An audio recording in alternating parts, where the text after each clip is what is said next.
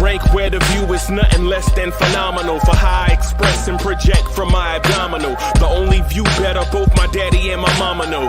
No living parents, my sons give me balance. My wife is my serenity, this mic is my identity. The world is foul enough, that's why I write without obscenities. Provoking danger with broken language and spoken anguish.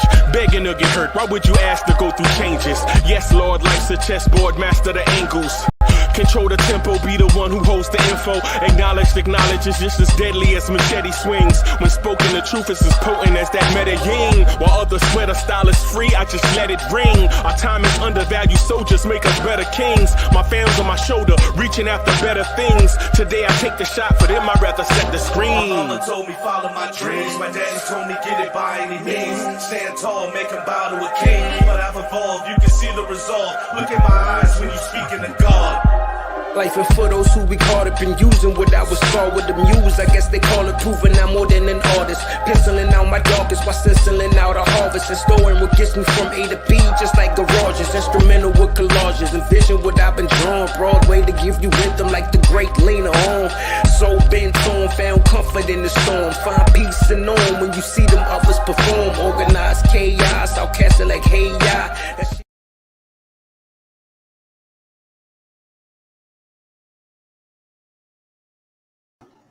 Yo, party people and the place to be. What's good? It's the #1 Chief Rocket Knicks Universe, your main man, Uncle Freezy.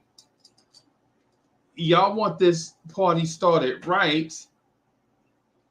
Y'all want this party started quickly, right? Okay. I see y'all out there. I see my people out there.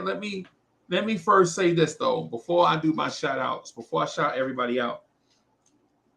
Let me start this thing. I'm gonna start this thing with a quote from the great American poet, Grand Poobah.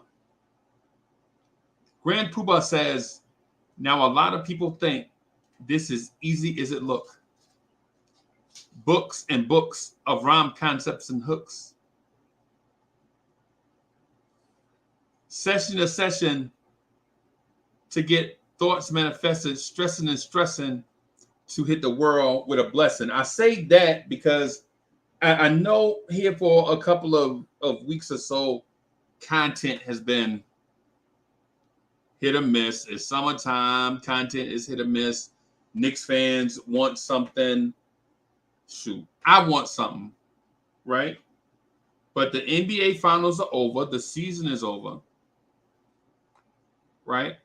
And I feel like now we can kind of get into our bags.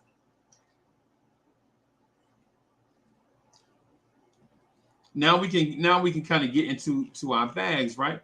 All these tough questions that we've been wanting answers to, and all that stuff, we've been kind of dodging them. You know what I'm saying? We've been dodging questions. We've been kind of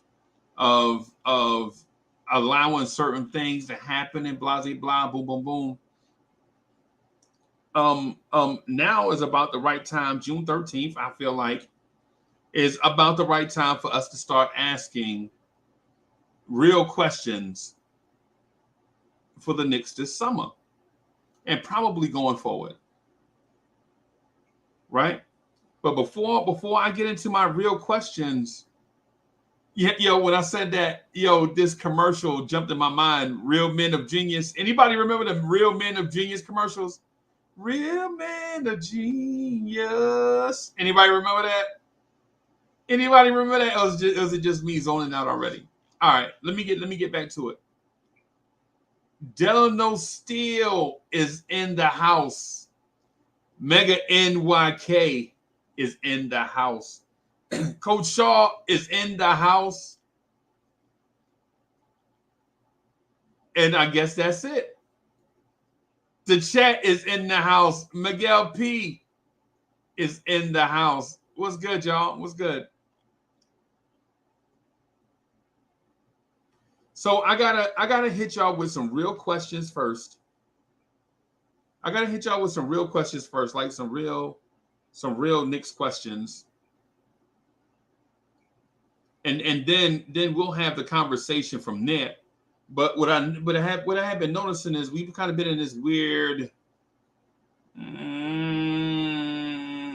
place when it comes to content and stuff.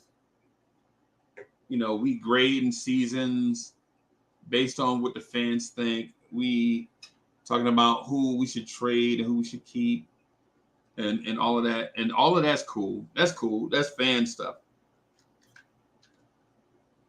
We out here doing all-time fantasy basketball drafts. That's cool. All that stuff is cool, right? Making fun of myself, you know what I'm saying?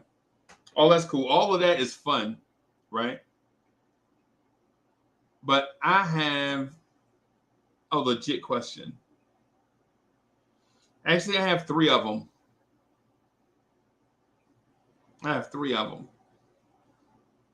Right? And I probably should have did a presentation on this. People like to see graphics and stuff. I keep forgetting people like to see graphics and things like that. Right? But I'm just going to ask this. This is my first question.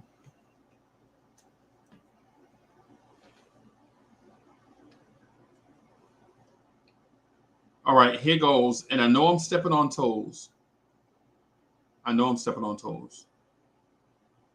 Right? Is Emmanuel Quickly a real point guard? Right? Is Emmanuel Quickly a real point guard? Because if he is right now, he's not a great one. But if he is not, what position does he really play? And is the Emmanuel Quickly experiment one worth continuing going forward as we aspire to be championship contenders?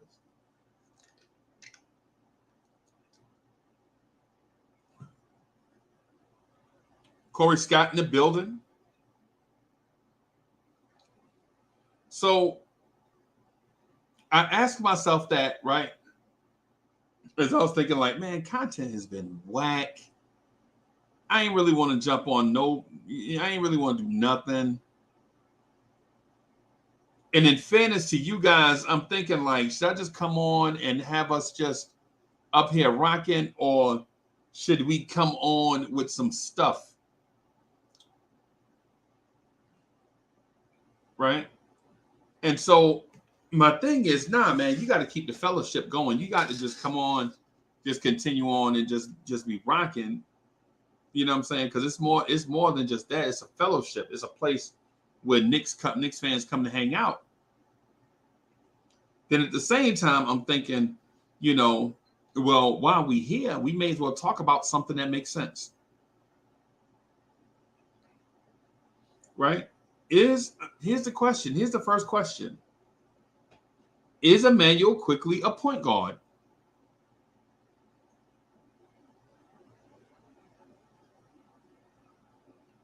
Right? So if you think Emmanuel Quickly is a point guard, tell me what's, and I'm not saying this from, I'm saying this from a point of neutrality, right? I'm moderating here, right? I'm in the middle. I'm basically asking debate questions. I'm not one of the debaters. I'm just asking the debate questions, right?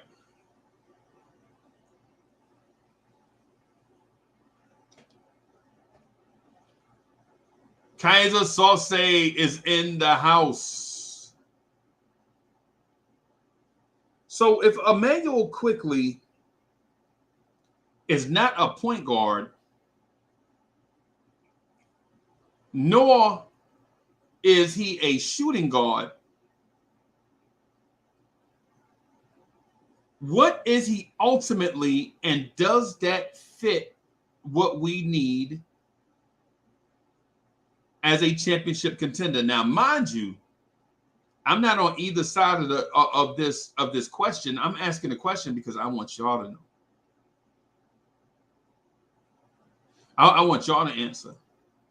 Rodney Atkins is in the house. King Embert is in the house. What's good, man?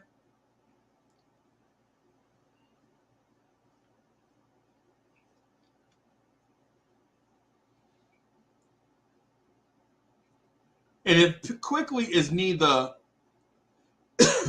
if Quickly is just a scorer, should the Knicks go out and get a facilitator? Should the Knicks go out this offseason and get oh God, I don't want to say Mike Conley, but I guess Mike Conley. Should the Knicks go out and go get a backcourt, a backup backcourt? Should they go out and get a Mike Conley and a Terrence Ross type player off the bench?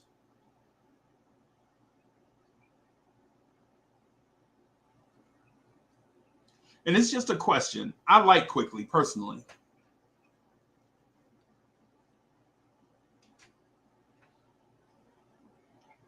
But in my opinion, the Knicks need to address it, right? If he's one thing, then address the other, right? So for example, yo, IKBM Dre is in the house. What's good, boss?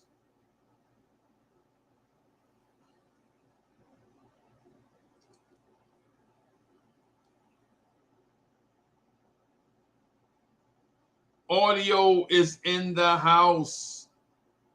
So here's the thing. And it's funny. It's funny. Listen, y'all, it's hilarious, right? So I'm going about my daily routine, like trying to get all the stuff done. I told y'all I was going to get some stuff done by July, and I'm behind schedule, right? So I'm trying to rush, do a little bit more every day, a little bit more every day, pick up my workload, right? And some of it's kind of tough because like some of these certifications I got to pay for out of pocket. So some of them I got to wait till I get some bread and then I got to pay. Y'all know what it is. And so I think about this. I actually have about 10 questions, right? But then IKBM Dre hit me up and basically, in theory, picked off one of the questions that I have on my paper. Right? And I'll let him get into that whenever he, you know what I'm saying, wants to get into that. But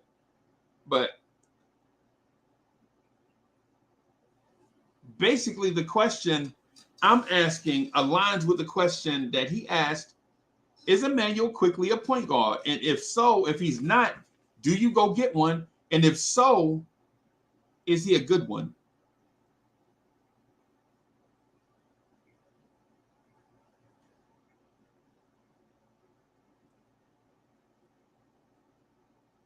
Right? It is Quickly off the bench two guard. I don't know if he has the size and the athleticism to be that in the NBA. Quickly doesn't have the two guard size, the ideal size that you want.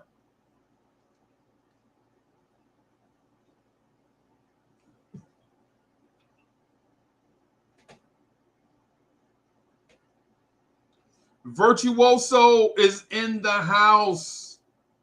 Danny Landis is in the house. Okay, I see y'all.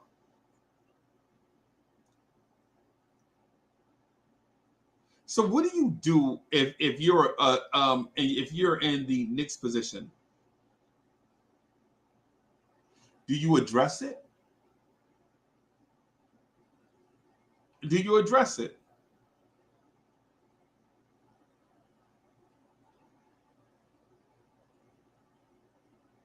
Right?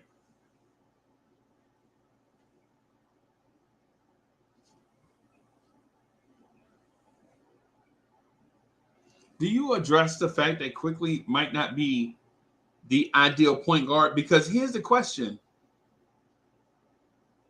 Jalen Brunson is not the ideal point guard either. And while I'm not pointing out Jalen Brunson's flaws, that's just his game. So before we go ring the alarm, right? We don't want to do that. We don't want to ring the alarm. We just want to say that Jalen Brunson has his own style of game, right? And Quickly has a similar style of game, but is not effective as efficient.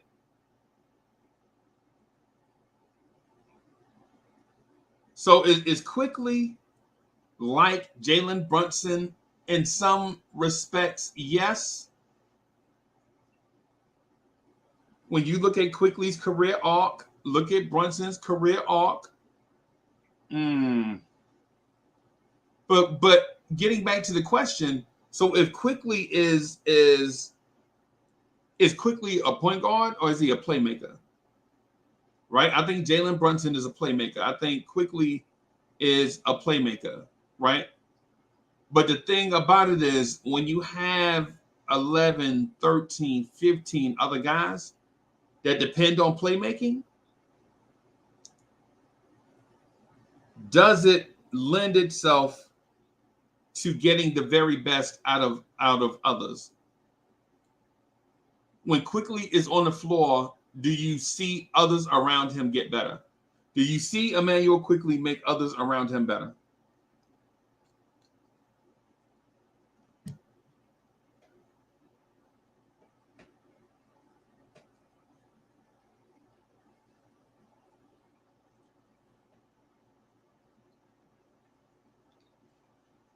Ultimately, what I'm getting at is not a judgment on either player, especially not Brunson. Especially not Brunson. This is not a judgment thing for either player, especially not Brunson. It's merely us asking the question that should this question about Quickly be acknowledged? Right? Every question out there you won't have an answer to, but is it at least a question that should be considered?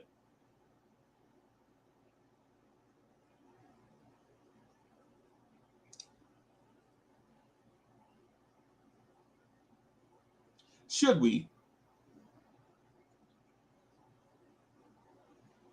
It's like some questions when you out with your girl or whatever, you ask your girl what she want for dinner and she be like, I don't know.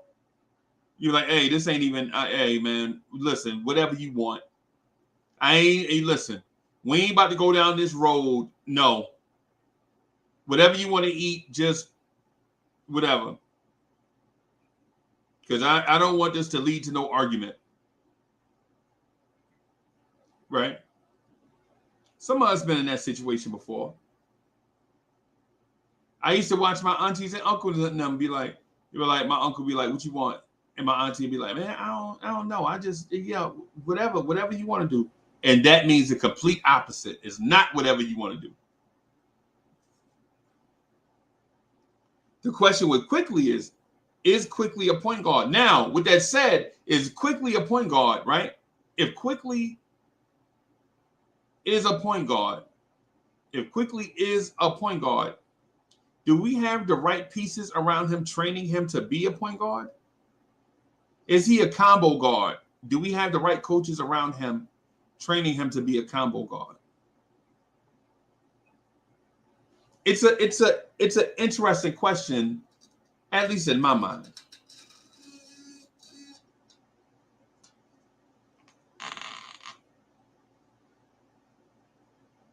So I have another question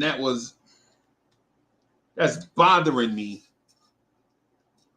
And I talk to y'all about it, and I generally don't get answers. I don't know if y'all playing safe with the answer. Or if maybe you don't know the answer per se, because it is a difficult question. Or is my question just not a good question? I think it's a good question, but you guys may not think it's a good question, which, everybody that asks questions it's always hit or miss. You never know. Some people preface their question with, I know this is a dumb question, man, but I got to ask you. And so, you know what? Maybe I'll preface it that way. I know this is a dumb question, but I'll ask you guys.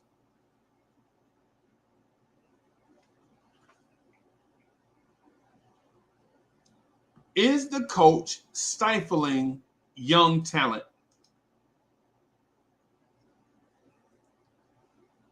First of all, this is not an indictment on Tom Thibodeau.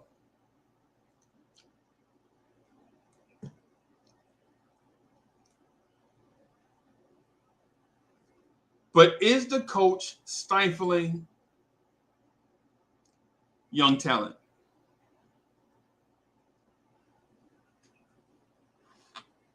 And so I'm not asking, is Tibbs subduing Quentin Grimes?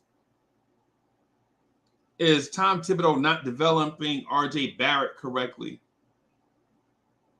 Because these coaches feel like they're doing the very best with the knowledge that they have. They feel like they are. And the reason why I ask y'all this question is because I feel like it's a decent question. Y'all tell me if it's a dumb question. I ain't sensitive. Is it a good question or no? Because I have numerous examples here of a coach stifling a young player, and then that young player going somewhere else and becoming what we thought he should have been with the original team. Right? G. Robinson in the house. Big Diff was good. My first example is this. Mike D'Antoni and Joe Johnson. Mike D'Antoni would not play Joe Johnson to save his life.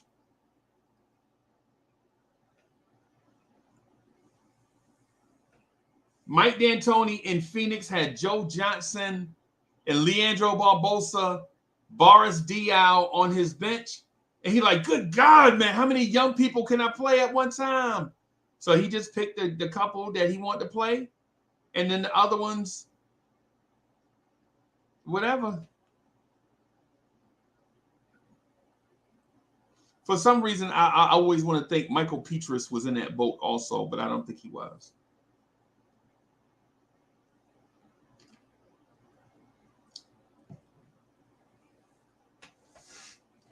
But Mike D'Antoni, if I remember correctly, stifled Joe Johnson. And if I remember correctly, y'all remember the Sacramento Queens? The Sacramento Kings, Shaq called them the Sacramento Queens. Y'all remember them?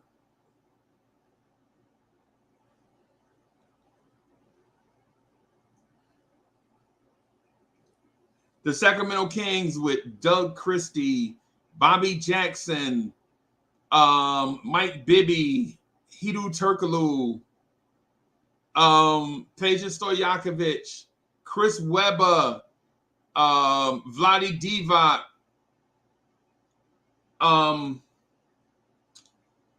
Brad, number 52. You said after Vlade left. Number 50, Brad Miller. They had all of them. You know who Rick Adelman had on his bench? Gerald Wallace.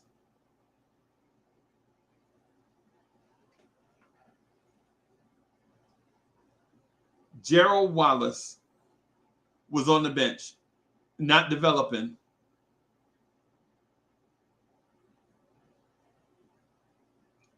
And so while I asked the question about this coach stifling the talent of this young team, I'm not saying this is this coach issue. What I'm saying is this is a NBA coach issue.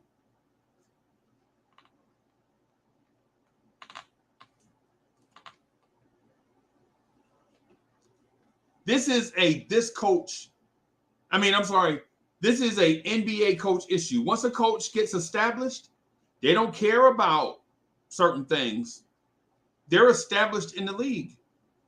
I saw it this year with Monty Williams not developing DeAndre Ayton. And ownership chose who they wanted.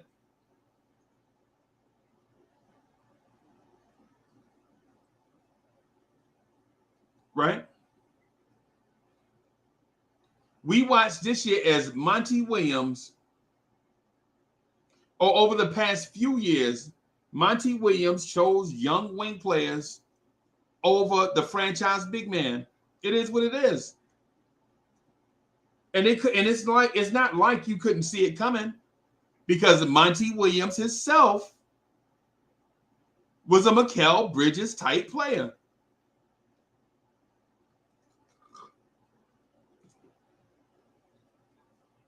Monty Williams had a beef with DeAndre Ayton. DeAndre Ayton hasn't developed. People are mad calling DeAndre Ayton soft. Is it just him being soft, or is he not being developed? I don't know which side you land on, and I don't even care. Your opinion is your opinion, right? But what I'm saying, what I'm getting at though is, an NBA coach can and will stifle the development of a young player. We saw it with Doc Rivers and Ben Simmons. Ben Simmons goes from a guy looking like he's going to be something to the guy with the worst contract in the NBA. We saw it with Doc Rivers and Ben Simmons. An established NBA coach can stifle the development of a young player.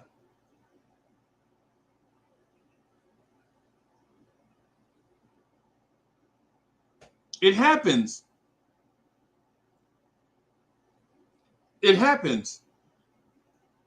Right? I'll tell you another thing. We saw Tom Thibodeau not be able to figure it out with Andrew Wiggins and Karl Anthony Towns. Right? Anthony Wiggins goes to a place, right? The first place he go to, you remember we used to call him soft. Oh, Wiggins can't do this. He the number one pick, man, blah, blah, blah, boom, boom, boom. You don't hear that bust Andrew Wiggins talk no more.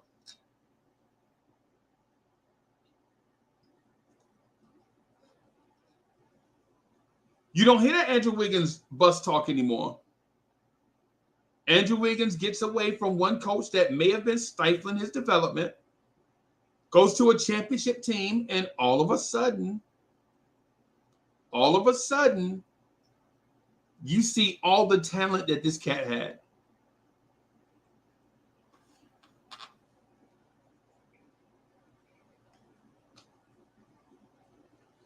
So with that said, let me ask y'all this. I want to ask y'all this, and y'all give me your honest opinion. Don't shoot me the gas. Right? Let's be G's here. Right? No phony baloney, no sideways talk. Do you believe, not what everybody else in the chat is talking about, right? Do you believe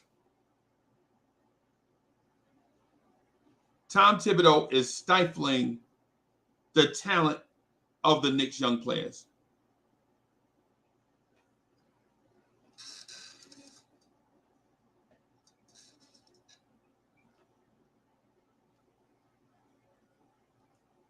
Do you believe Tom Thibodeau is stifling the talent of Mitchell Robinson?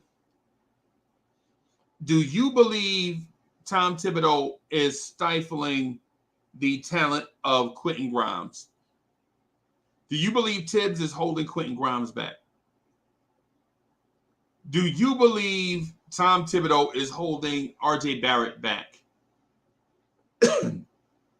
Do you believe Tom Thibodeau is holding Obi Toppin back? Tell me what you think. And we're going to be real. Listen, it's early in the morning. You know what I'm saying? Nobody in a rush to go nowhere. We just chopping it up.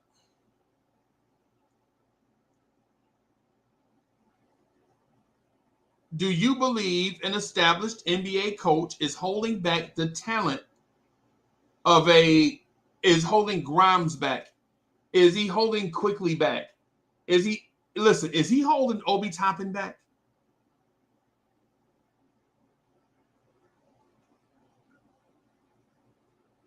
Is he holding back RJ Barrett? Would RJ Barrett look like something else if Tom Thibodeau wasn't here?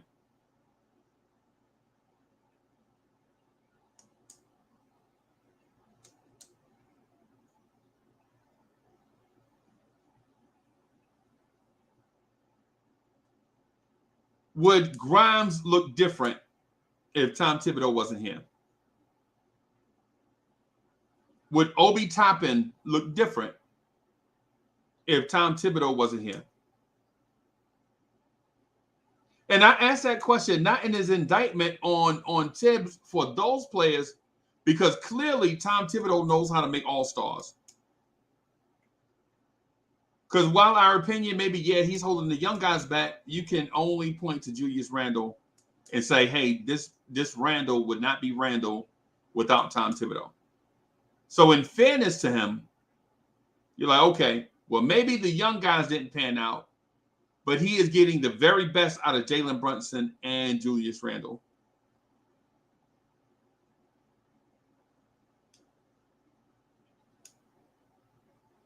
So do you guys think Tibbs is holding the young guys back? And for what reason? Is there an inability for him to develop young players? Or does he just not care about young players and think more about today?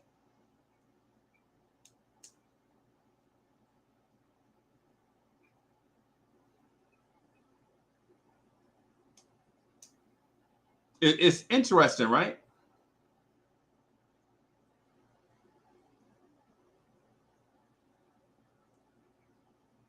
Yeah. Yeah. Audio said the same thing. Audio just said the same thing. Like, yeah, he getting the best out of Barrett, Brunson, and Randle. And so the young guys, they just gotta wait their turn.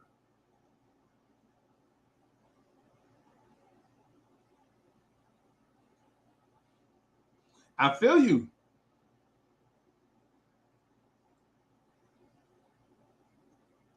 But it's an interesting question to me. I thought it was an interesting question.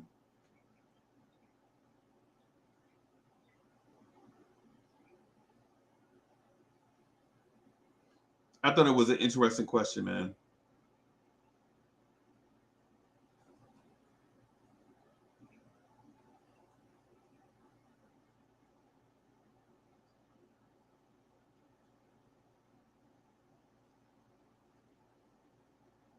So I got another question that I want to ask, and I'm going to try to hold it to 3 questions. I ain't going to try to bombard everybody with an early morning SAT exam, kind of.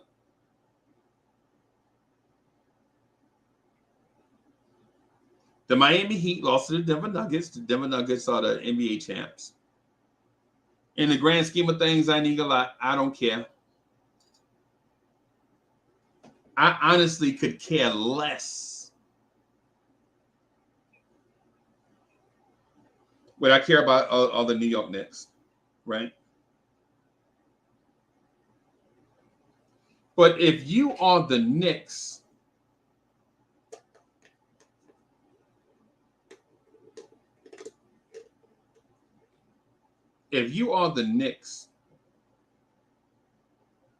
and you're a second round exit team, if you're the Knicks and you're a second round exit team,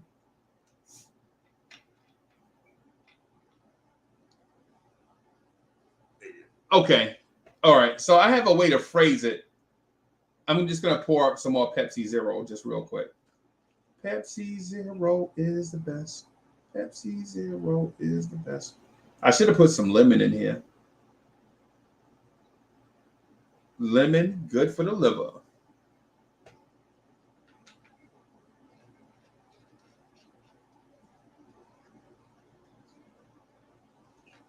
All right. So if you're the Knicks and you're a second round team,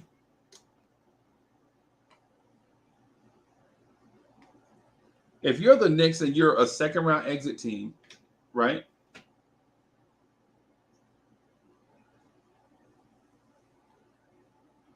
Do you go for it or do you stay pat?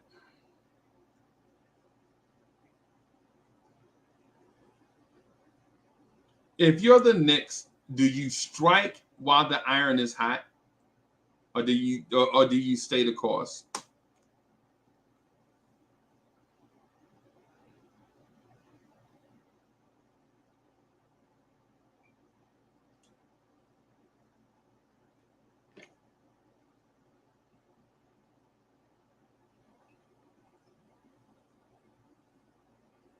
I feel like it's a good question. I'm waiting on the chat. I'm waiting on the chat to say something. If you're the Knicks, knowing where you've come from, knowing your journey to get where you are, do you strike while the iron is hot, or do you stay the course?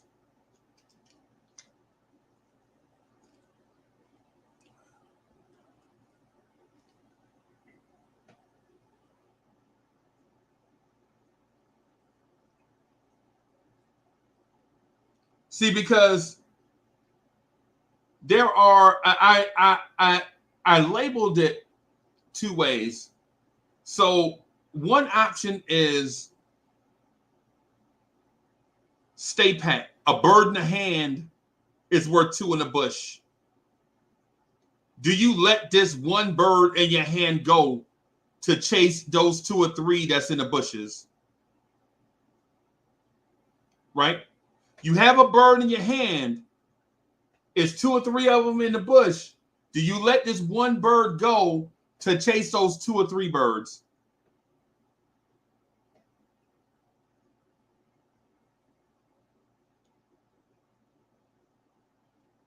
Or do you strike while the iron is hot? You got the hammer, swing it.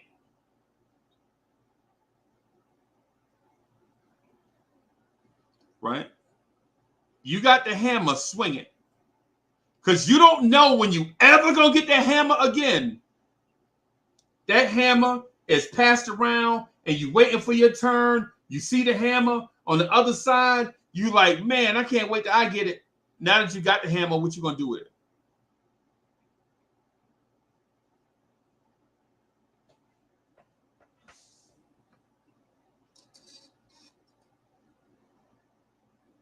Right?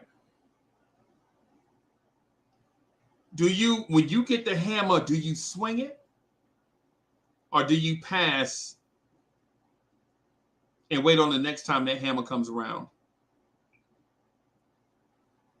Or do you let that bird in your hand go so you can climb the tree and get those two or three birds?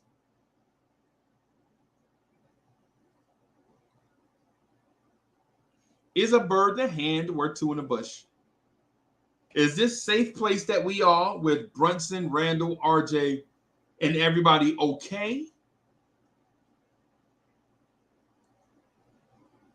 Or do you understand that being in the second round is not a guarantee any year?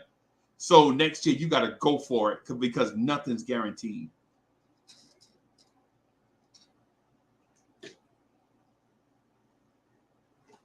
I'm going to put them other questions up. I got some more questions. I'm going to put them questions up, though.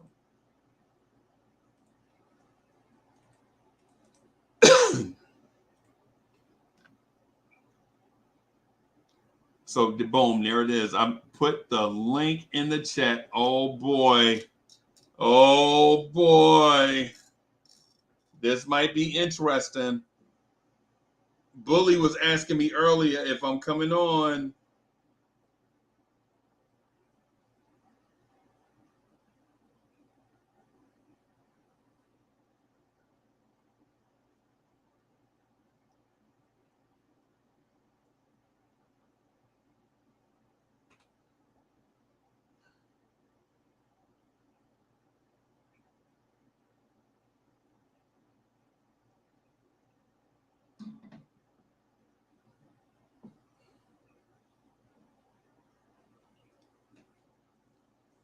Kaiser Sose says there's no guarantees in sports. When didn't we start thinking that there was a promised path to a championship? Good question. Good question. And G. Robinson says 3 of our top players are ISO players. So how does that correlate to playoff basketball, which is ball move? Hey man, I don't know what to tell you on that. I don't know what to tell you on that. It depends.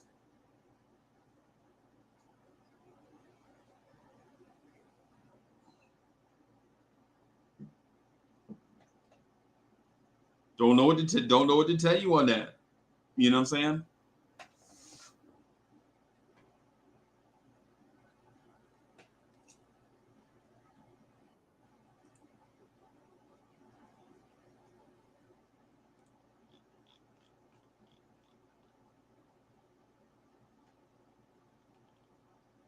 What is a mantra? I know I got an intro for you, dog. I know I got an intro for you.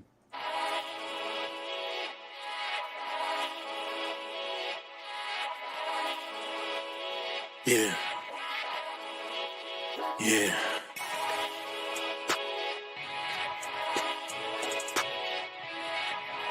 Shorty, let me holler at you. Girl, it's the way you walk. Commander. DSJ in the building. Better R&B hide your sensation. kids from tips. Oh boy. Oh boy. Oh, What's going boy. on, Doc? Hey, boss. What's good with you? Hey, Yeah, listen, this is a great conversation already. Immediately, the first thing I'm thinking is, wow, these are a lot of reasons to go in a different direction, or for him to have a different philosophy.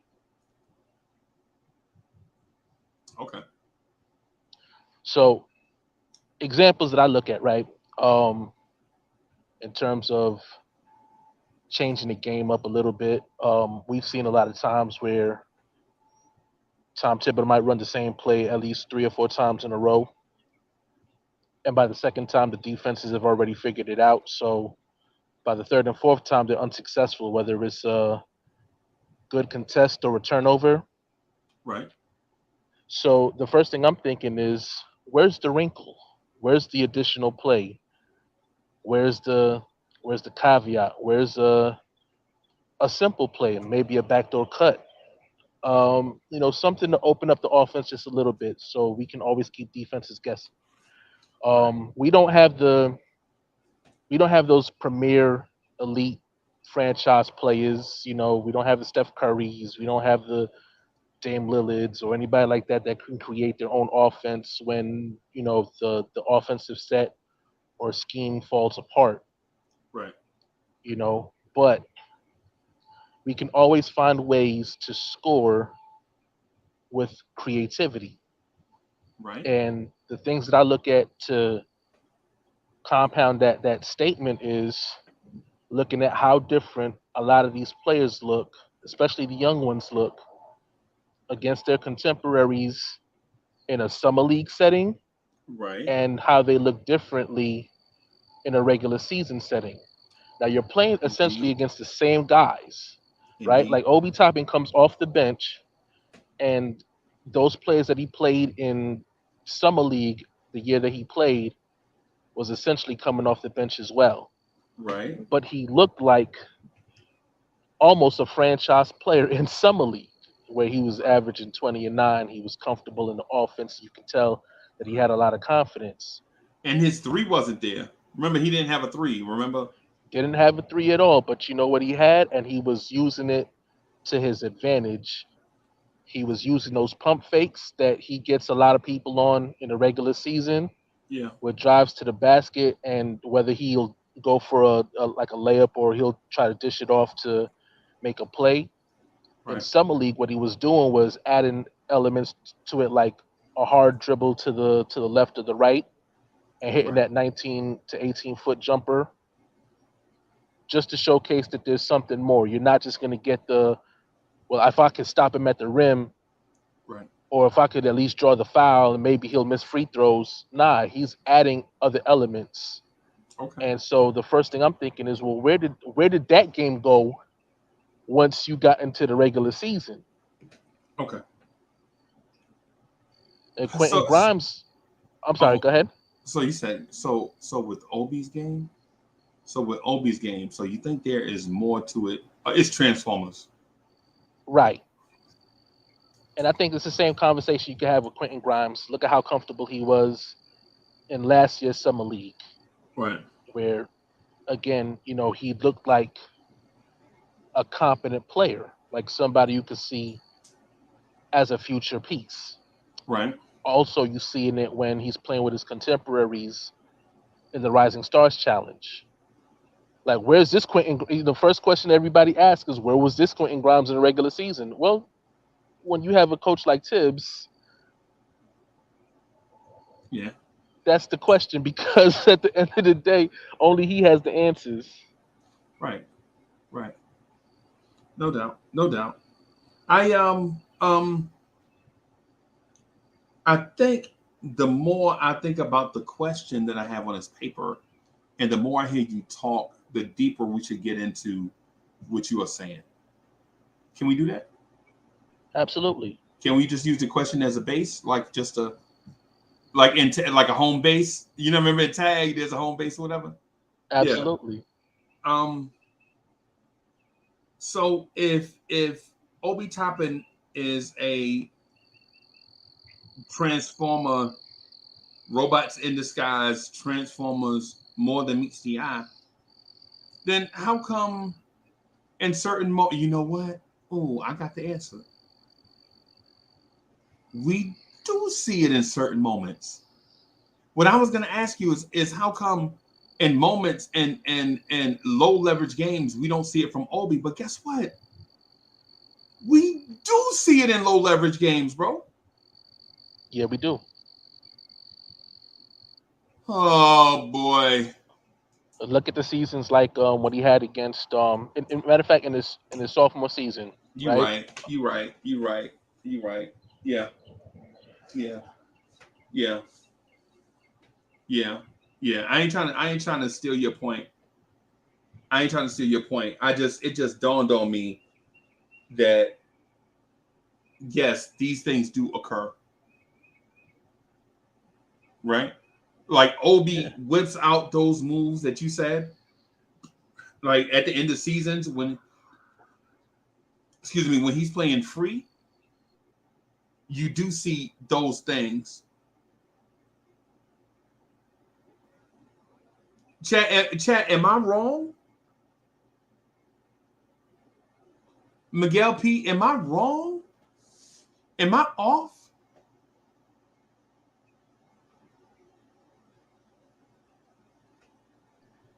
It's crazy when the ham sandwich is right between IQ, Grimes, and Obi in a low leverage game can all erupt for 30 points, 30 plus. Right. Are they being hamstrung?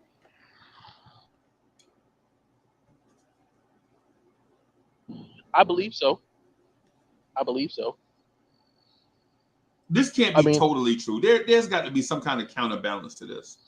I mean, let's look at the games where, and you've called it out yourself, where Obi might have erupted for, let's say, 8 points, right? Like maybe he went 2 for 3 from 3, got a dunk, or did something free to throws. contribute. Yeah.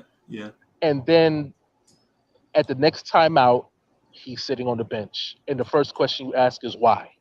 I saw it in Charlotte. I was there. I was about so 10 feet would be a line. So I was probably about 20 feet behind the bench.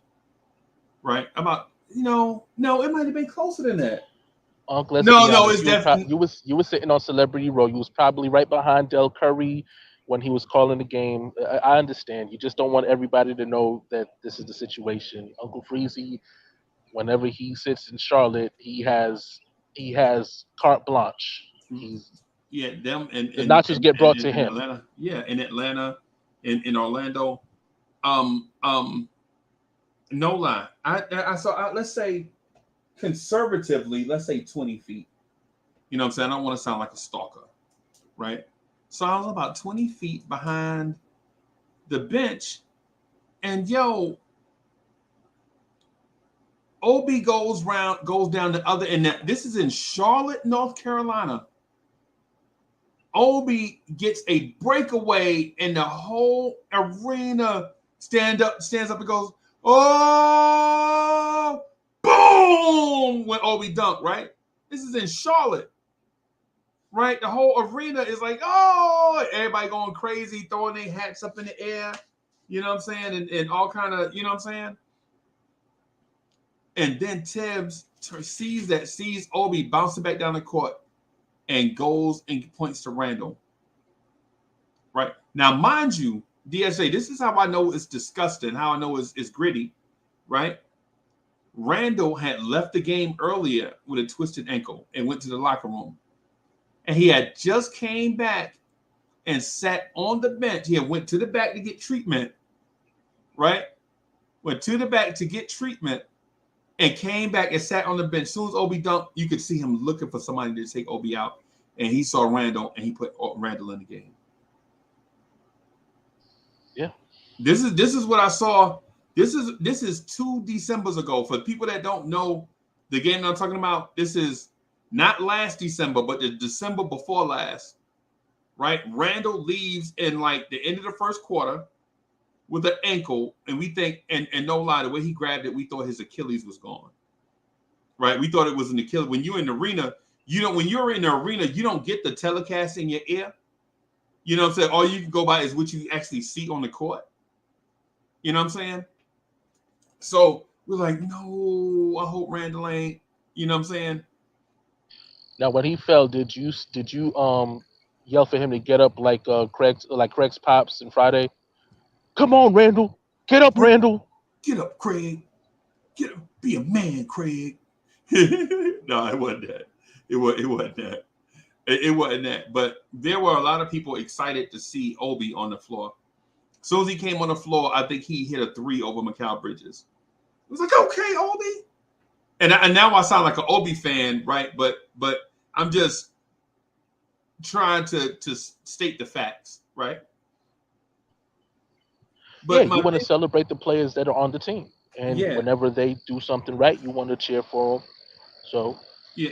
And so I don't want to go back and forth on an Obi thing, because y'all know how I feel about Obi. I want Obi to step up, right? But at the same time, is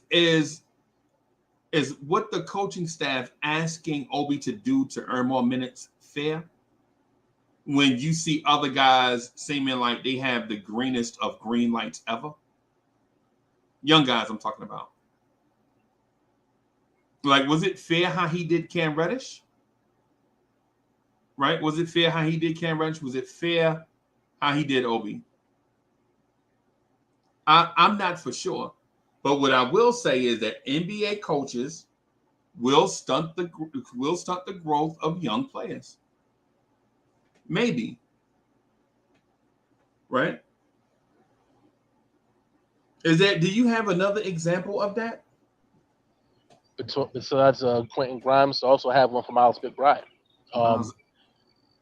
Miles McBride in those limited, whether it's a blowout game, positive or negatively, if we're down by like 17 points and it's a minute 26 left in the game, all right, I'll go ahead and give him some burn. Yeah. The first shot that he takes coming into the game is a 3-pointer. Why? Because he wants to find some way to be effective, because these are the only minutes you're going to play in. Right. You know what? Now, yeah.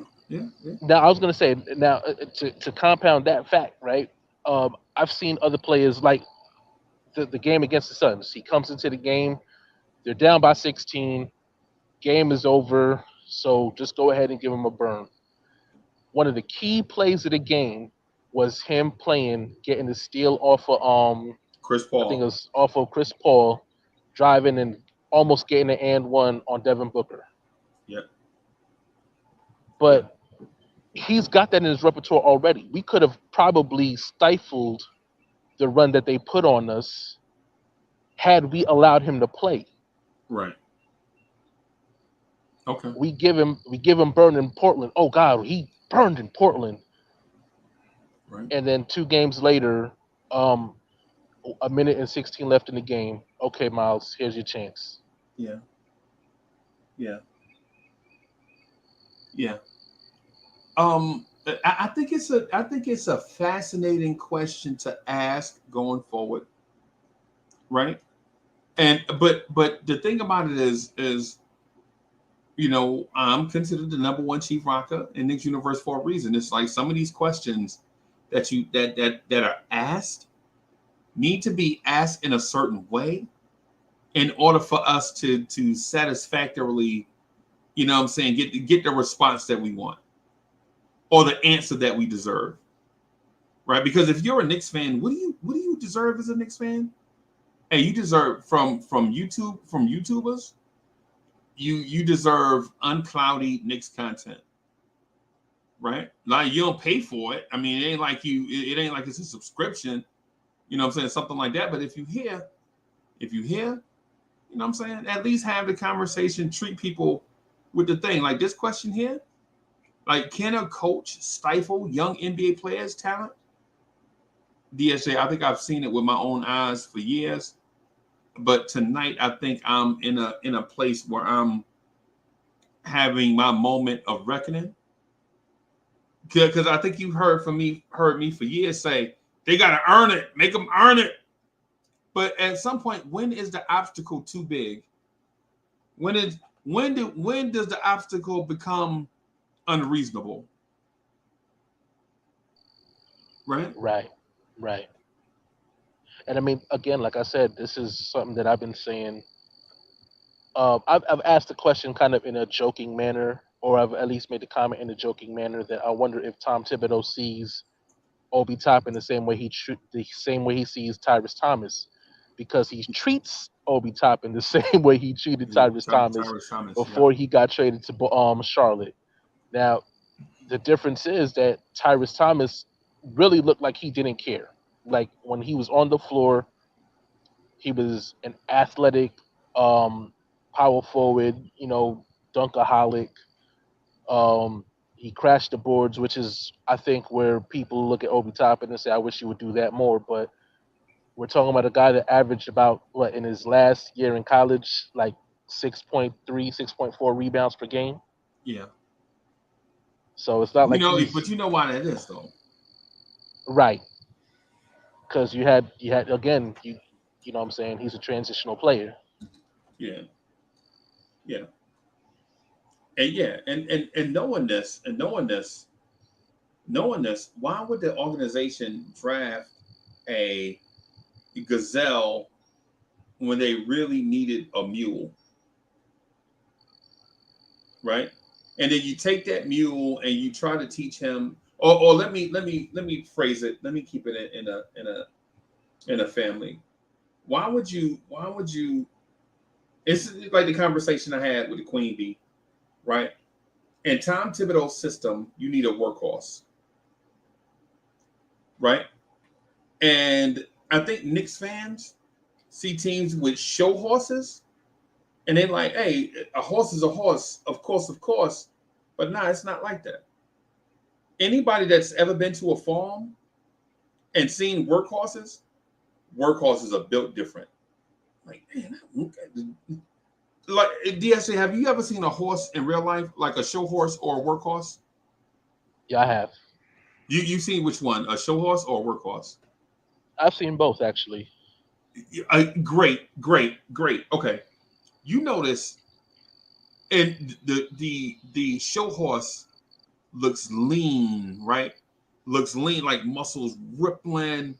Every movement, some muscle is like, you're like, man, this horse right here could probably get up to about 50 miles an hour. Right? Head up, confident. Yep. But a workhorse, you see bulk, like the Hulk. Like you see that workhorse chest be out like this, and you be thinking, like, I know he can run, but I bet you he ain't catching that show horse. Head is always low. Yeah. Yeah, you see that big chest, them big thighs, you know what I'm saying? You like, yeah, this is a workhorse right here. Hair probably naughty, like the mane probably naughty, whatever. And you know what I'm saying? And dirty horseshoes. And you like, well, why don't you change them horseshoes? Nah, for what? He going back out in the field tomorrow. You know what I'm saying? And so There's what I'm no getting at, point. Yeah. yeah, what I'm getting at is while Obi is a show horse, Randall is a workhorse, and Tibbs prefers the workhorse. Now, is it fair to Tibbs that the organization drafted a horse? There was like, he's like, yeah, I need a workhorse. It's like, yeah, we got the show horse. He was like, no, I just needed a horse. You got a horse? Well, it's a show horse. It's not a workhorse. You know what I'm saying? Because listen, Obi Toppin in Sacramento, where they go up and down the floor, bruh. Obi Toppin on a team that runs up and down the floor in transition is probably that dude, right? Yeah. but Obi Toppin, a cage guy, like just a workhorse, a show horse that you put a saddle on and made him drag a plow, he ain't gonna be worth nothing. You know what I'm saying? I mean, that's my opinion of it. I'm not saying that there's not a place in the NBA for show horses, because there are. There is a place, multiple places for show horses, right? Usually in D'Antoni's offense. Or how about Charlotte, North Carolina? Charlotte with LaMelo and Obi. Oh my, oh man, listen. Indiana. Yeah. Yeah. G. Robinson beat me to it. I was just about to say that he beat me to it. Yeah. So does Tibbs stifle talent for the sake of stifling talent? I'm unclear. But what I am clear about is it does happen. Right? It does. Don Nelson and Chris Webber. Like, Chris Webber is one thing in Golden State. Right? Chris Webber in Sacramento, Hall of Famer. Both good though. Both. Well, I would differ. I think one is good and one is great. Right. I think Weber's years in Sacramento were great years. Great years. You know what I'm saying? And right. and Golden State, he was all right. He was good. You know, it's one of those things where does the coach stifle talent because the system is more important than the player? Or when you get certain players, you like, it's not about the X's and O's, it's about the Jimmys and Joes. And where are you on that side of it? Is what's more important, scheme or players in your mind? Players, because at the end of the day, a player, you want to play them to their strengths, right? So right. You can always develop schemes that benefit that player's strengths. Right. You can always change up your system. Hey, listen, you know what? Maybe this play doesn't work for this guy, so let me see what plays I can develop to bring out the best of this guy. Player X doesn't need a play ran for him. You know, maybe he just needs the ball in his hands and a clear path. Right. Some guys, hey, listen, maybe I need to start doing things to maximize his movements on the floor. Reggie Miller is a prime example of that. He runs around screens all day, so there's no need for you to sit there and let me put the ball in his hands and try to create an offensive set for him. Right. His set is basically clearing a pathway by running around screens. All you have to do is just be in position to set those screens when you see him coming. Right. And you got guys that like Devin Booker. Devin Booker can create for himself, but he is more maximized if you have a set play for him. A play that I like for him is where he comes off the curls from the dunker spot. Right. And then you can kind of see, he can kind of read the floor. You talking about in floppy. I saw how you didn't want to get basketball-y right there. Yeah, you know. So basically, teams are run floppy, where the small guys start off in the paint, and the bigs go down, and they set the down screen so the guys can come up and come off the screen and get wide open looks. Yeah, I Right, see you. I see you, but you got to have a guard though that can get the ball in their hands too. So right, yeah, right. but And I think that that's where, like I said, when it comes down to like just the overall setting and scheme of things and where players are more important, because you can't run that kind of play with everybody. right, So imagine if Tibbs was like, okay, with Alfred Payton on the floor, okay, that's what we're gonna run. right, right. Yeah, yeah, it's about a 30% chance of that working. You know Yeah, what I mean? because Alfred Payton was a great passer. He just was a terrible offensive player. Alfred Payton, matter of fact, Ben Simmons is getting Alfred Payton treatment right now. Right, Ben Simmons is getting that treatment. If you can't score at all, we ain't gonna honor. Why we gotta honor your pass? We don't have to Right. honor nothing else that you do. You know what I'm saying? So yeah, I get it. I get it, man. My thing with um what you're saying there is, I guess it's twofold, maybe threefold, maybe. You wanna kind of build some more on the depth of what you're saying. I got this thing where I'm like, I want to take it in a different direction, but I want to exhaust where we at. Yeah. As far as again, just seeing like how certain players are maximized at their best potential. Right. If it's a perimeter player, See, okay, um, that's okay, so that's where I'm at. First of all, who is recognizing the player's potential? What if you read that player the wrong way? What if that's always been your blind spot? Like you're great at other things, but like what if you're the singer that's a terrible musician? right. What if you can't, that you see, and then the first thing you want to do in live concert when the momentum is going, you want to grab a music instrument, you want to grab the saxophone, but you're a singer.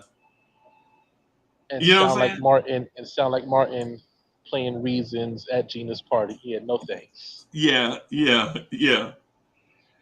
You feel me? So like Tibbs thing is defense, right? Tibbs thing is defense, and the ice pick and roll, and now the defense he has now, the scheme had to me, the scheme that he has now is elite, bro. Once this team kicks it into gear with this new defense, I don't know what he's going to call it. Right? I'm just let's call it defense X. This defense X that he runs, where guys are they get screened and they scramble to the closest uncovered person, right?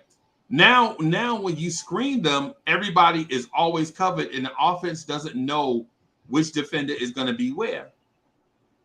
You know what I'm saying? So now you're like, Right. oh snap!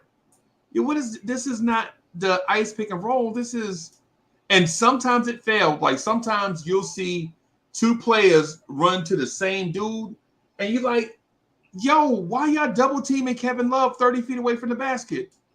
It's not because Kevin Love needs to be double teamed 30 feet away from the basket. It's because they're learning a new defensive system. Right? Right. 30 feet away from the basket, and nobody should be on Kevin Love. Everybody should be sagged back. But when you learn, it's trial and error. Right? But developing young players for Tibbs might be the blind spot. Right? And so DSJ, my question is to you is, if you know this coach has a blind spot, what do you do to fix it?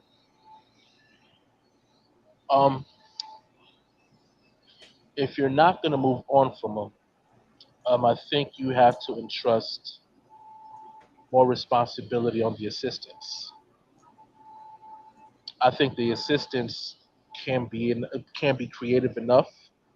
I think this is almost the same way that a lot of the fans, and I've read it in the chat, that Tibbs would probably benefit from having an offensive coordinator type of coach in this system. almost like how football does it. I got a defensive and offensive coordinator, but I still have a head coach. Okay. So I think that there's a possibility that maybe, and this is where a lot of guys are on the Johnny Bryant train and want to see him get a little bit more acclimated in terms of creating offense. Me personally, I think you've maximized what Tibbs can give you by establishing a bit of a culture, Right. and it's time to move on from him. And you find the coach that is as strongly focused on getting plays for specific players. I'll run about two, three sets for one player. So that way I always Yeah, keep you'll probably defenses want more guessing. than that. Yeah, in the NBA playbook, you probably want about 60 or 70 sets for each player, at Right. least. But just to But start for the off, like, example, for your example, yeah, I get you. I got it. I got it. yeah. But I think that's kind of where I'm at personally, and I think I've kind of always been on that train. I've seen where again the front office might hire a coach and based off the resume and the things that they're able to do. Right. But I also look at, okay, um, what you did before might not work this time around. I think that Tibbs has used Randall the same way he used Joakim Noah in Chicago, whereas the front court player, you're kind of more predicated towards playmaking than you are towards scoring and being in the post as much as possible. Ironically, I don't think he runs that enough, in my Right. opinion. And No, what I'm saying specifically is triangle actions. You notice that when we've been talking about this for about 6 months, right? You notice when I say Tom Thibodeau offense is always reading react, that three-man weave at the top of the key, right? Then Mitch comes across, sets a diagonal, comes across diagonal, sets a screen at the top of the key, right?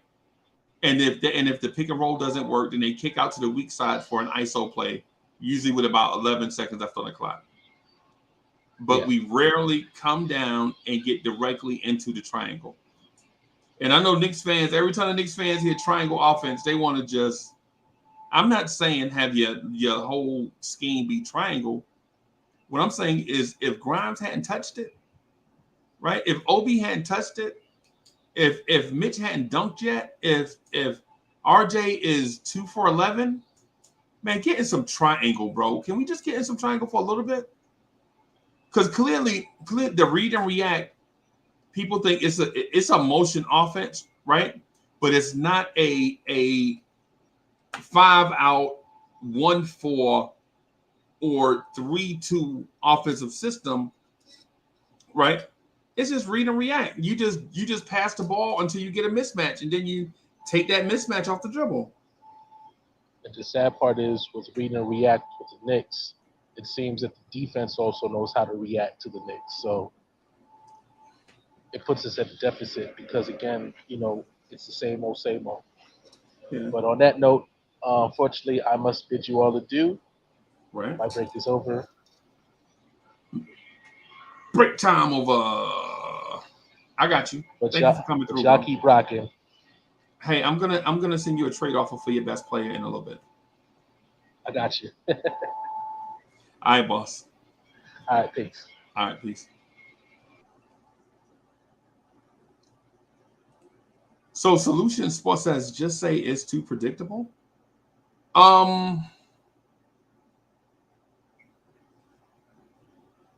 Okay. Okay. The predictable part, okay. I would much rather it be more of a we don't share in the offense.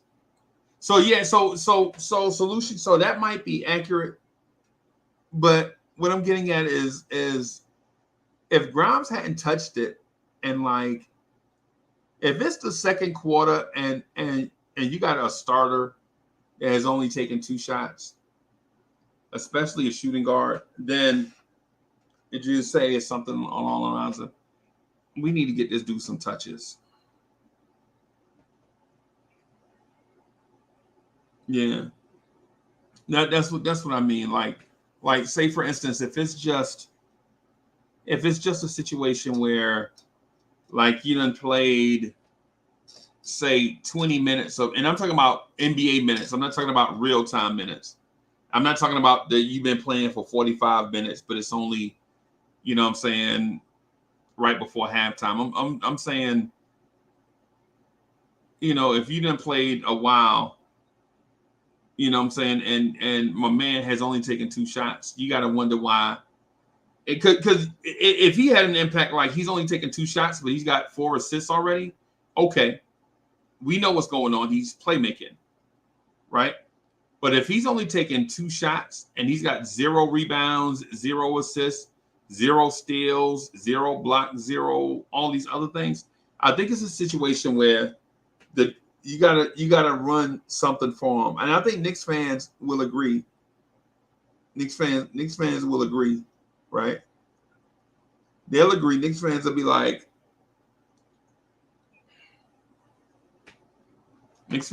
you know what? You know, it's 4 minutes left to go in the second quarter, and Grimes has only taken 1 shot, and he's got 0 assists, and he's played probably 14 minutes. I'm like, yeah, maybe we should do something here.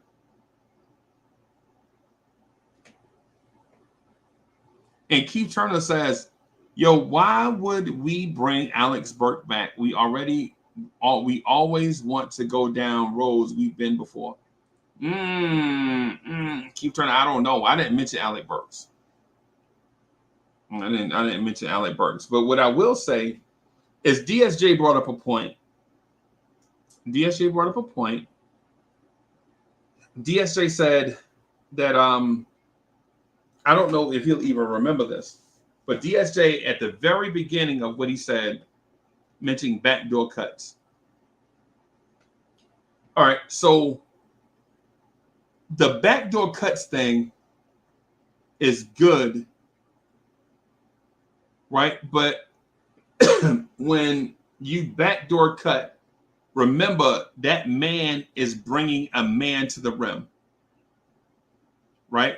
So if the pass is not there, right, now you got that man running through the lane and trying to evacuate on the other side if the backdoor cut is not there, right?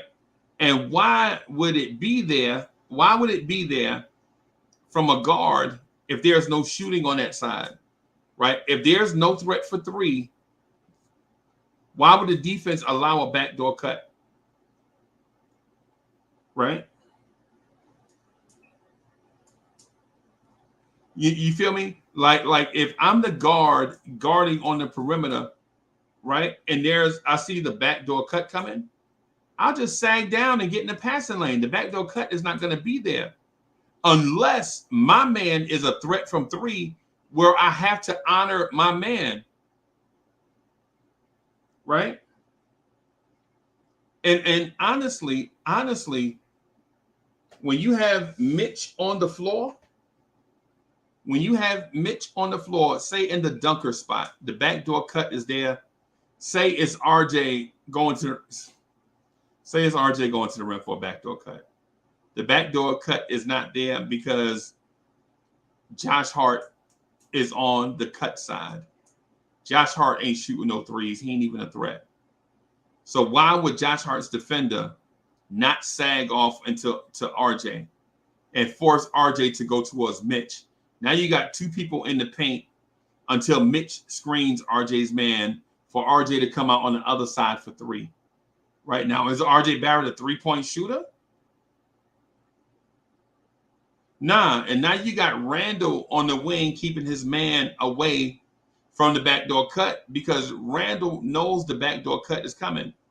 Now Randall is on the perimeter at the 3-point line, right? So what do you do then? Jalen Brunson's standing there pounding the ball. The backdoor cut's not there. RJ just popped out on the other side. Do you kick it to RJ for 3? Or do you just get into the Brunson burner? If you're Brunson, you just get into the Brunson burner. And the reason why, and I'm not disparaging what DSJ said, right? I'm not disparaging what DSJ said because he's right. You should have actions and back actions, right? But at the same time, if you're Jalen Brunson and you know RJ Barrett is not blazing fast, and you know RJ Barrett is not going to jump over the top of someone, right? You know RJ Barrett's not going to body somebody at the rim, right? Do you just reverse that ball to the other side and just let Randall take that three? Because that, in essence, is our offense. Long contested threes by Randall and ISOs by Randall and Brunson. Now, in theory, should you run pin downs for RJ? Run some floppy for RJ? So that RJ can get some wide open 13-footers? Maybe, if he proved that he has some touch, or he proved that he can do it consistently.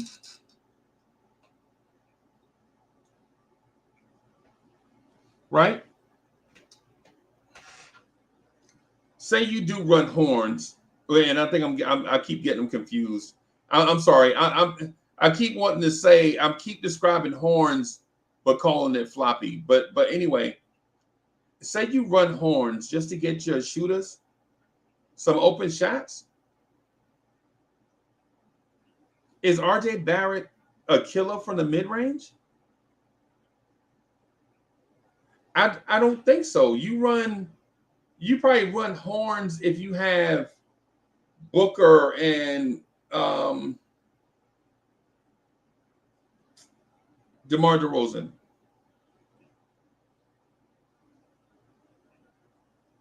But RJ is a streaky shooter.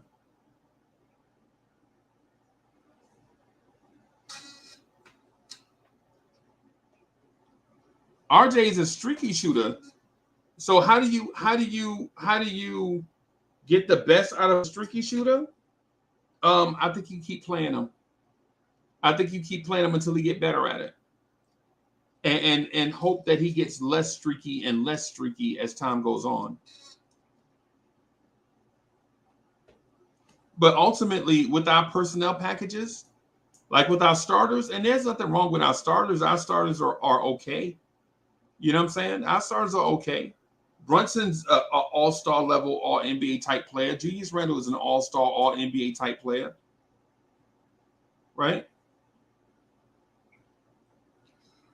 But what do you do with the surrounding pieces? And I know I say this a lot about Mitch, and Mitch probably thinks I'm a Mitch hater. I love Mitch, man. Right? But my deal is if you're a defender, say if Keith Turner is defending Mitchell Robinson, right? Right? Randall, it's funny how it works, right? Randall ghost screens Mitch's man, right? Which is me. Say I'm guarding Randall, right? I'm guarding Randall. Keith Turner's guarding Mitch, right? Randall's going to come across and screen. He's going to come across and screen Keith Turner, right? Then I'm going to follow Mitch because I'm switched onto Mitch up top. So it's a center, a power forward guarding a center, right? They get into the pick and roll. Mitch, with a clear mismatch over a smaller human being, doesn't set good screens up top to now have that power forward that was guarding him guard Brunson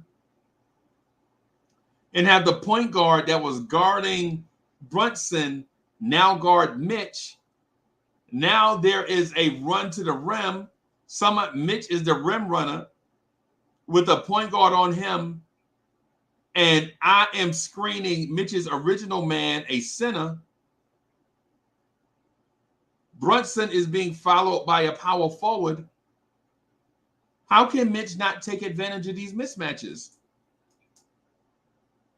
The other big man on the floor is being screened by me. Brunson is being chased by a power forward. The switch happened in the pick and roll. Right? Mitch is on the other side of the lane running parallel to Jalen Brunson with a point guard on him. How does Mitch not eat in that situation? Y'all tell me.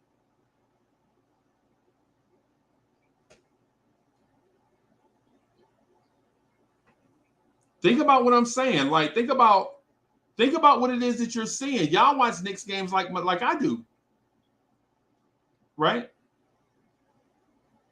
Randall's going to go across and screen Mitch's man and then continue out to the opposite wing, right? Pull a big out of the paint. That's Randall's job. After he screens for Mitch so that Mitch can screen for Brunson, right? Randall pulls a big away from the paint. Let's say it's Miles Turner, right? Say Miles Turner is guarding Randall on the perimeter now, right? And now Mitch is headed to the rim with a point guard on his back. Brunson is headed to the rim with a power forward on his back. How does Mitchell Robinson not eat all day long in the NBA? It's insanity to me. Right? And think about all that motion that I just described, right? Think about all that motion that I just described. All of that motion that I just described, right? When Randall is taking his man to the opposite wing, RJ Barrett should be cutting back door with his natural defender, right? And what holds the double team in place is Grimes is in a deep heat. Grimes likes to get into the corner, but not the deep corner where he should be. If Grimes gets into the deep corner, then he holds RJ's man like they don't sag the passing lane. They don't sag in the passing lane because Grimes is there for the corner three. In theory, if they sag, Brunson whips that ball over there. He abort the play, whip it to Grimes for a wide open three. Right? In theory, because if Grimes' man leaves with RJ who's cutting in the opposite direction that Julius Randle is heading to the wing, in theory, there should be a space there where there are only two defenders, Grimes defender and RJ defender. And if Grimes defender drops down and Brunson sees this is where Chris Paul is great, right? As soon as Chris Paul sees that guy open up his hips to take away the backdoor cut, right? Probably to Mikal Bridges, he kicking it to the corner to Cam Johnson.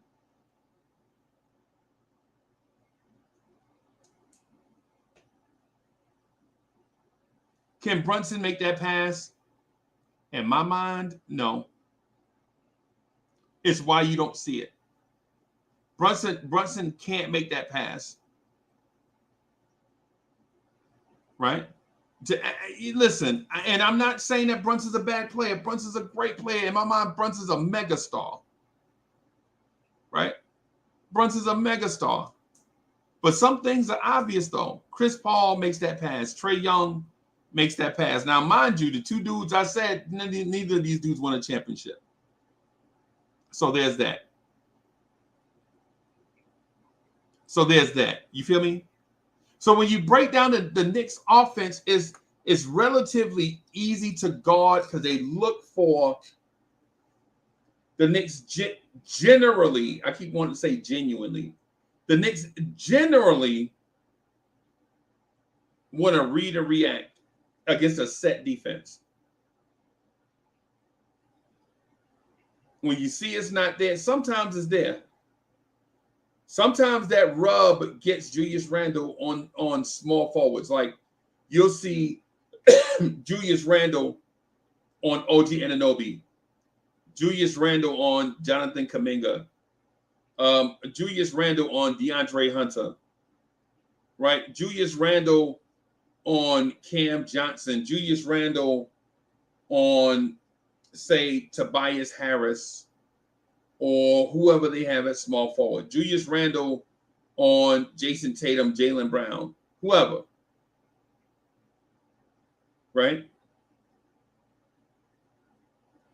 Julius Randle, once Julius Randle gets Jaylen Brown on him, right? Jaylen Brown is no longer going to see the front of Julius Randle's jersey. Jaylen Brown is going to see the back of Julius Randle. Julius Randle is going to back him down, right? Randle's going to back him down. That's what he should do.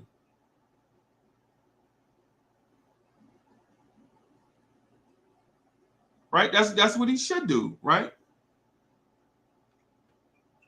Miguel P says, yo, I'm out of here. Hey, man, we'll holler at you, bro. Have a good one, bro. And so I understand what Tibbs is. I understand why Tibbs' offense is basic. I don't understand why it stays basic. Keep turning. You feel me? You understand what I'm saying? I listen. My understanding, I don't have a problem with Tibbs' offense being basic. My issue is when that offense stalls, why are we not doing something else? And listen, I'm not talking about stalling for a quarter, right? Or half a quarter. I'm talking about we go through stretches where this offense looked whack for like 4 or 5 games. I'm talking about this offense will be bad,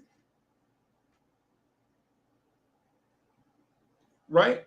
This offense will be bad for like 5, 6, 7 games. And the only reason why we win is because we get hero performances from either Brunson or Randle or both. And in that mindset, if Tibbs is, well, the offense is bad, but Randle and Brunson are carrying us. Yeah, but they shouldn't. Because when you get these players extended playing above who they normally are, and Randle, for the most part, is just like, in my mind, Randle is 23-10. When you ask Randle to be more than 23-10, you asking for it. Brunson, in my mind, is about 27-7. That's what I think his potential is. 27 points a game, 7 assists. That's what I think Brunson is, right? But if you ask him to be more than that, extending him without help, now you ask it. Now you asking for it. Now you asking for it. And the GOAT in this whole thing, and I did it by accident, not on purpose. The GOAT in this thing is RJ Barrett. Remember I said RJ Barrett backdoor cut. He's not fast. He's not going to go by nobody. He's not going to jump over anybody. I get it. I get it. I'm not bashing RJ. I'm not bashing RJ, right? What I'm saying is guys are who they are. Like it's like Uncle Freezy. Like, would Uncle Freezy rather spend 30 minutes preparing slides for everybody to look at, or would he rather editorialize? With me, I like rocking the mic. That's what I like doing. I could be doing fancy slides. I should be doing fancy slides for y'all so that y'all can have something pretty to look at when y'all come here and all that stuff. But my main thing is, man, I just be wanting to use this.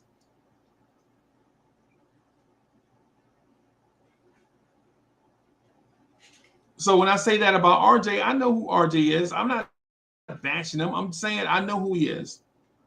4 years. I've been watching RJ now for 7 years. RJ Barrett is the same archetype he was 7 years ago. As a matter of fact, happy birthday, RJ Barrett.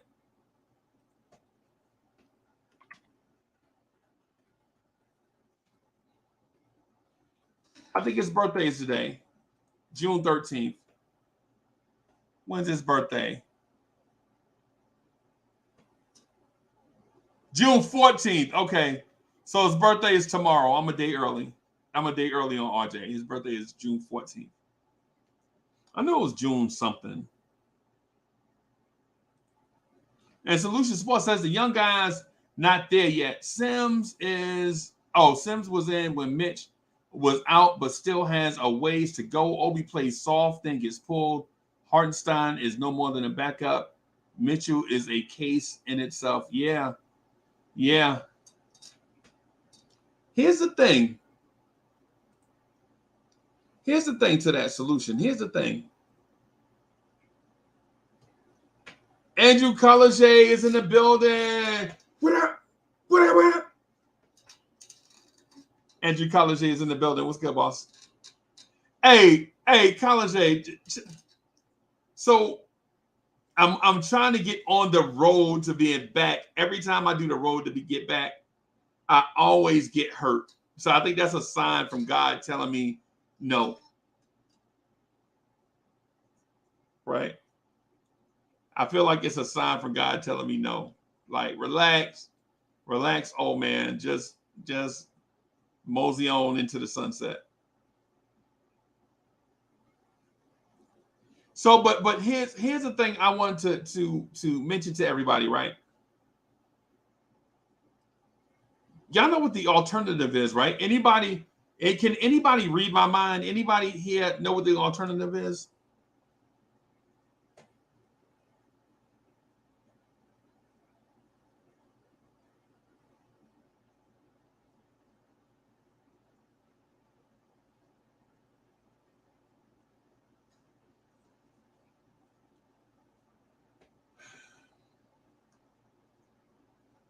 So my alternative to all of this is Julius Randle at the 5.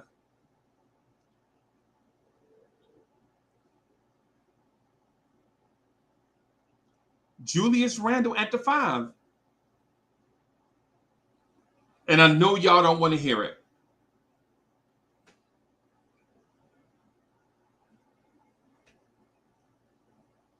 Julius Randle at the 5. When your offense struggles, Randle at the 5. But here's the thing. With Randle at the 5, who was at the 4?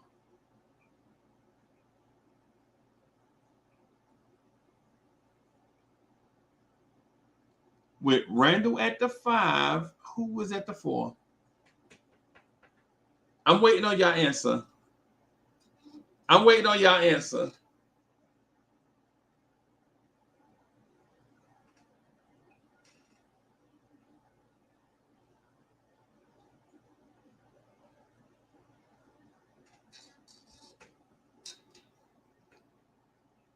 So if Randle's at the 5, the clear and obvious answer is Obi. Obi at the 4.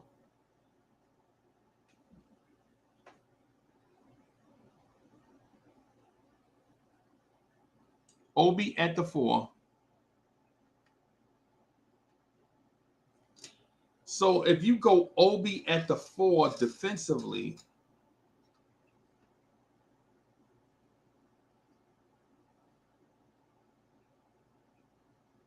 if Obi is at the 4, what are you giving up defensively? Y'all remember that defense that I told you that Tibbs was working on? Defense X. I don't have a name for it yet. The evolution of Tibbs's defense. So what do you do? Can Obi Toppin work in Tom Thibodeau's evolution of defense X?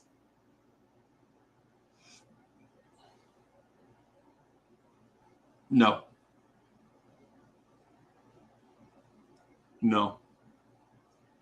I just can't see it. I can't see a world where Obi Toppin is at times your primary rim protector and sometimes your weak side rim protector. And what I mean by primary rim protector, when you play the Miles Turners, the Anthony Davises, the Sabonises, the Bam Adebayos, which would draw Randall away from the rim, I can't see Obi Toppin being the primary rim protector.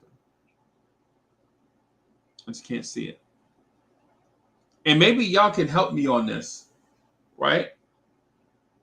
Another team runs a down screen so that Miles Turner is at the top of the key looking to either shoot the three or dump that pass down low to a bully guard like maybe a Mathurin on Quickly matchup. Where's Obi?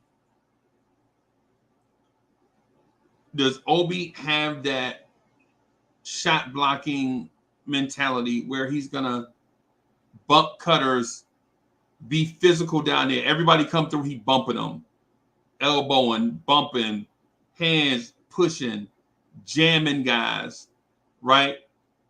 Not letting dudes come down there to screen. Centers do a lot of work. Mitch does a lot defensively. He ain't letting no guards come down there to back screen. He not letting dudes get free runs through the paint. You know what I'm saying? He not letting, a center does so much stuff. Can Obi do that if Randall is pulled out of the paint? I don't know.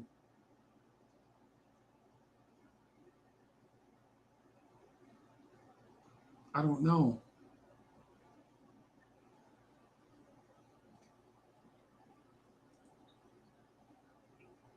And I agree with you. Jai, listen. I agree with you, right? The problem with G is he's not a rim protector, right? But think about it. Who would you rather have protecting the rim, Randall or Obi? So if Randall's not a rim protector, can you imagine what Obi is down here? I don't know.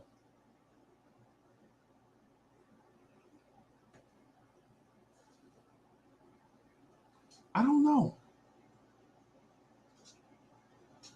And and so I saw the question like, in this offense, what does Quickly do? I'm putting Quickly in Grimes' spot. I'm not putting Quickly in Brunson's spot. I'm putting Quickly in Grimes' spot in that corner to hold his man, right? And receive that corner three and knock it down. That's what I would do. Now, mind you, listen, I'm just a random YouTuber that loves basketball, right? So I don't have years and years and years of NBA experience. Like I don't have a playbook that's thicker than the New York Metropolitan phone book. Right? I don't have all of that stuff. I'm just a guy that sees basketball, right? But my thing is,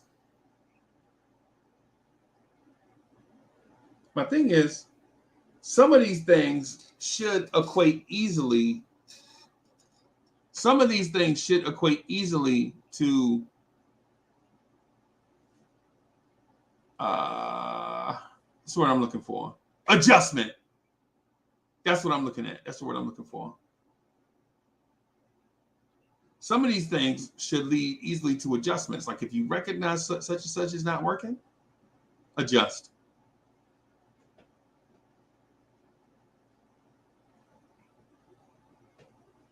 And Solution says, will Tibbs do that with Quickly is the question. And that's the reason why I asked the questions at the beginning of the live stream. See how things come full circle? See how things come full circle? Like, what is Emmanuel Quickly? Why won't Tibbs let him do it? Is it Tibbs stifling a young player like Emmanuel Quickly? Or is Quickly not a point guard? Or guard? Is Quickly just a scorer? These things come full circle. These things come full circle, and you know, it's a bunch of things we got to figure out. So, on that note, it's just a good time of any for me to call it here so that I can wake up in the AM on time to do some stuff so that I won't be off schedule. Thank y'all for coming through and rocking with me.